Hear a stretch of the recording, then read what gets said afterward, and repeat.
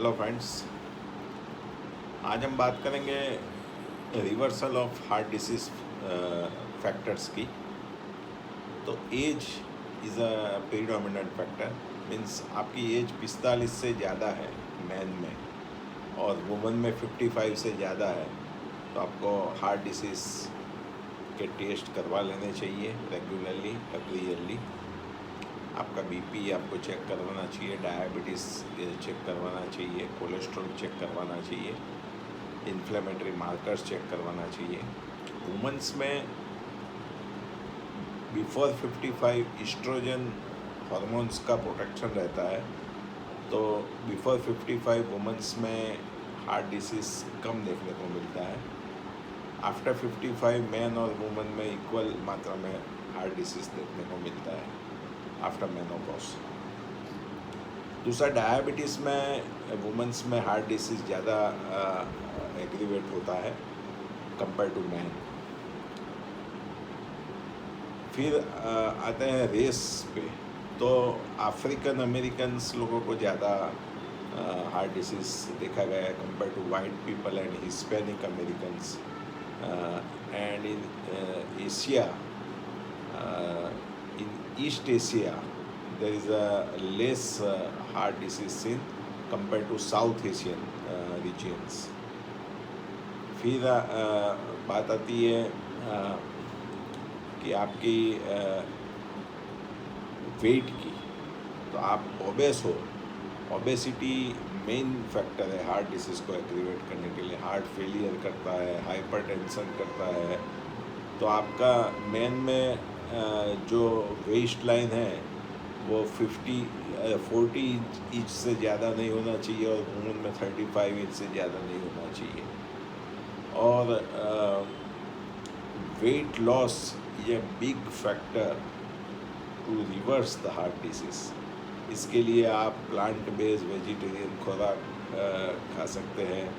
Simple carbohydrate less कर दो आप खुराक में। स्वीट्स बंद कर दो, फ्राइड फूड बंद कर दो टोटली, नॉन वेज आप बंद कर दो, और जो बेकरी प्रोडक्ट्स है या डोनट्स है और फास्ट फूड है, पैकिंग वाली प्रोडक्ट्स है, वो सब बंद करो।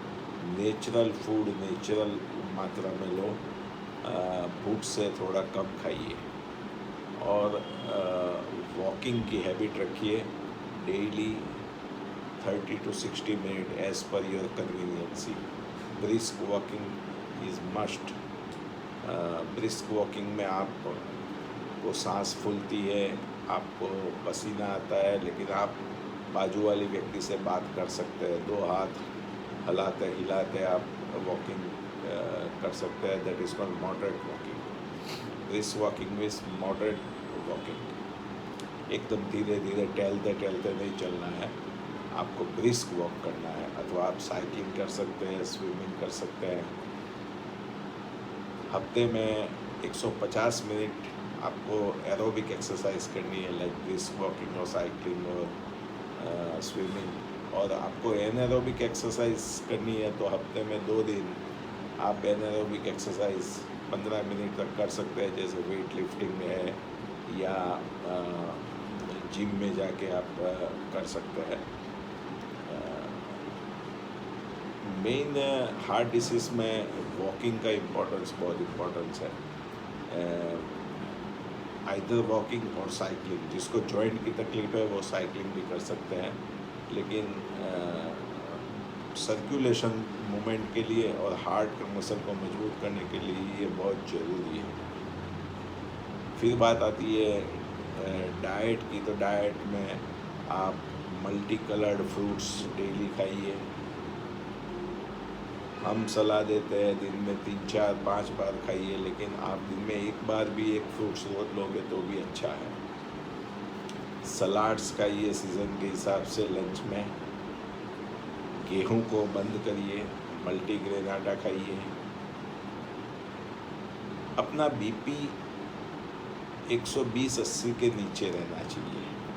कभी कभी बिजनेस और के दौड़ धाम में इंसान अपना रेगुलर बीपी चेकअप करना या डायबिटीज़ चेकअप करना या अपना स्ट्रेस लेवल कितना है अथवा तो अपना कोलेस्ट्रॉल लेवल कितना है ब्लड में, वो चेक करना भूल जाता है और कभी कभी एक्यूट इमरजेंसी लेके हॉस्पिटल में जाता है और फिर वहाँ एंजियोग्राफी होती है और फिर वहाँ ब्लॉकेज दिखा के आपको सर्जरी या स्टेंटिंग में ले जाते हैं ये लोग हॉस्पिटल्स में।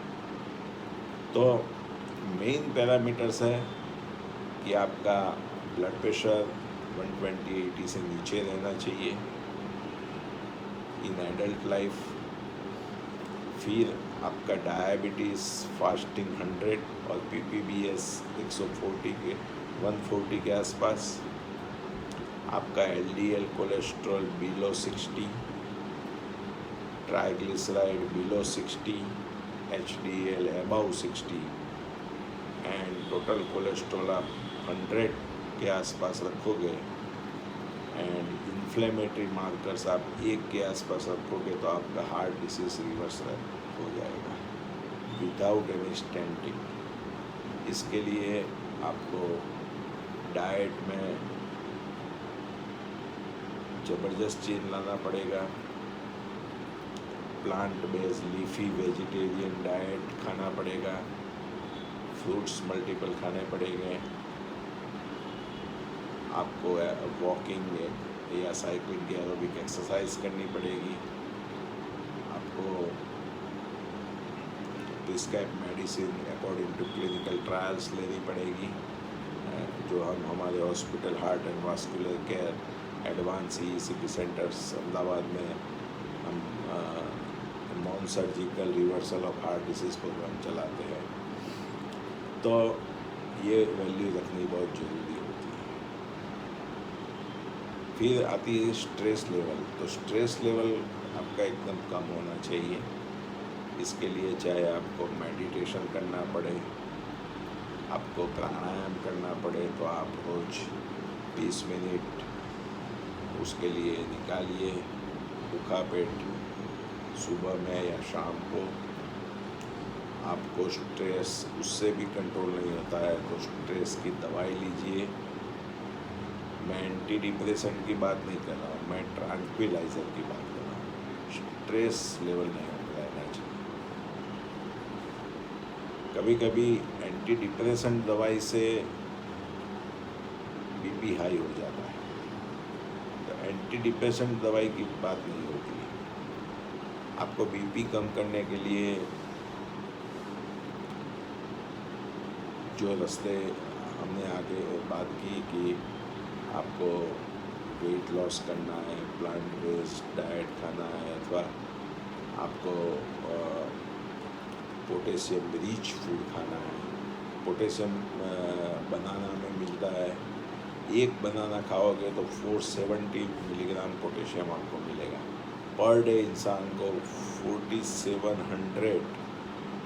4,700 मिलीग्राम पोटेशियम की ज़रूरत होती है। वो आपको नट्स, हैंडफुल ऑफ नट्स,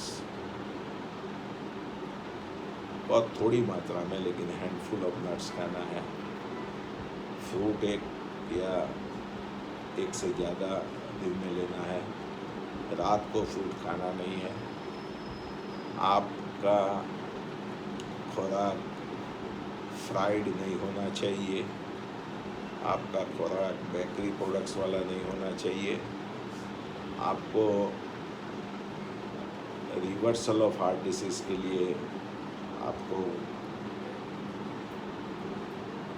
भरपेट भोजन नहीं खाना है। आप चाहे कोई भी फंक्शन में गए हो, आप लाइट डाइट ही खाओगे और क्रीम वाले सलाद या स्वीट्स, फ्राइड फूड अवॉइड करोगे।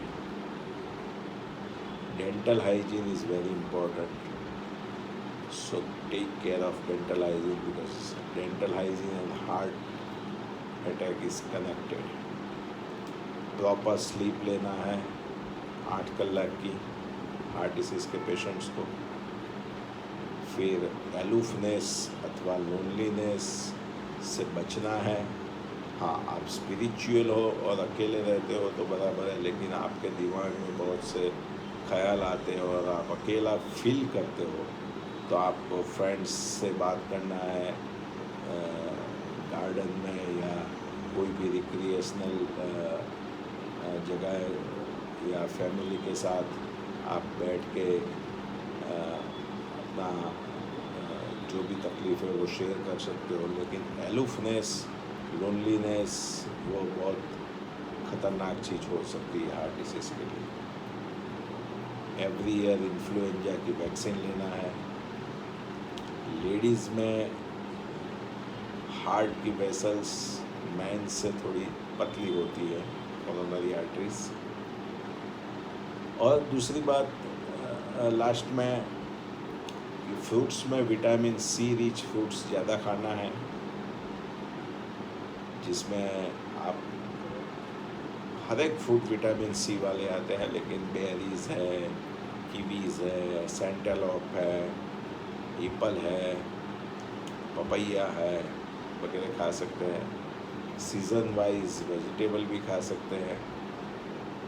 और डायबिटिक के पेशेंट्स में गेहूं कम करना है और बासमती राइस को कम करना है, और सिंपल कार्बोहाइड्रेट वाली चीज़ें जैसे बेकरी प्रोडक्ट्स और मिठाई वगैरह बंद कर देना है। तो ये सब बात हुई reversal and prevention of heart disease की। फिर आपको कभी